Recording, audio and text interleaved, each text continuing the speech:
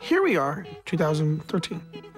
We all depend on technology to communicate, to bank, and none of us know how to read and write code. The first program I wrote asked things like, what's your favorite color? Or how old are you? I wrote a program to play tic-tac-toe. I first learned how to make a green circle and a red square appear on the screen. You're just trying to make something, trying to transfer something from your mind to the computer or to a tablet. It's an experience. The whole limit in the system is just that there just aren't enough people who are trained and have these skills today. The programmers of tomorrow are the wizards of the future. You know, you're going to look like you have magic powers compared to everybody else. Great coders are today's rock stars. That's it.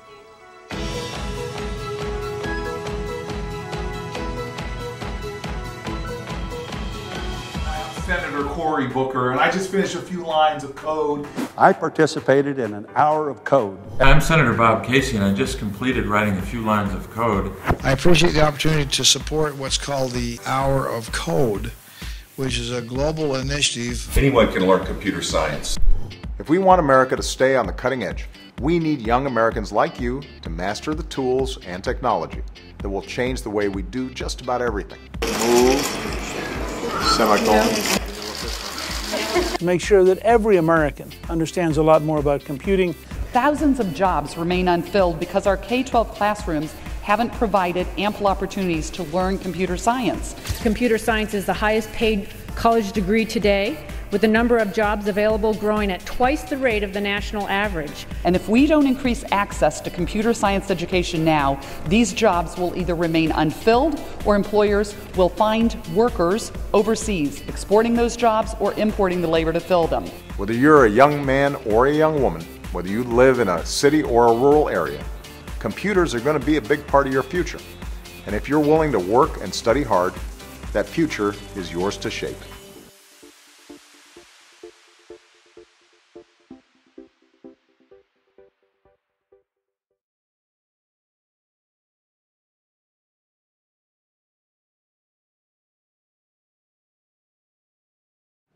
Hi, everybody.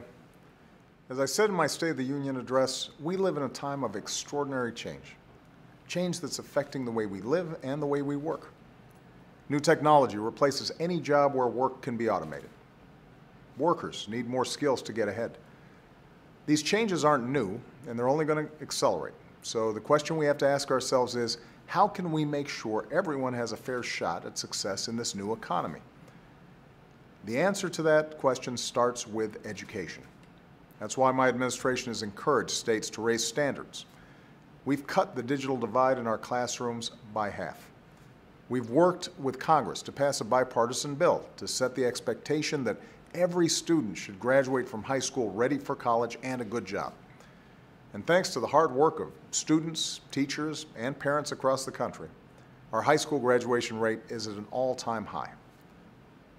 Now we have to make sure all our kids are equipped for the jobs of the future, which means not just being able to work with computers, but developing the analytical and coding skills to power our innovation economy. Today's auto mechanics aren't just sliding under cars to change the oil. They're working on machines that run on as many as 100 million lines of code. That's 100 times more than the space shuttle. Nurses are analyzing data and managing electronic health records. Machinists are writing computer programs. And workers of all kinds need to be able to figure out how to break a big problem into smaller pieces and identify the right steps to solve it. In the new economy, computer science isn't an optional skill, it's a basic skill, right along with the 3 R's. 9 out of 10 parents want it taught to their child in school.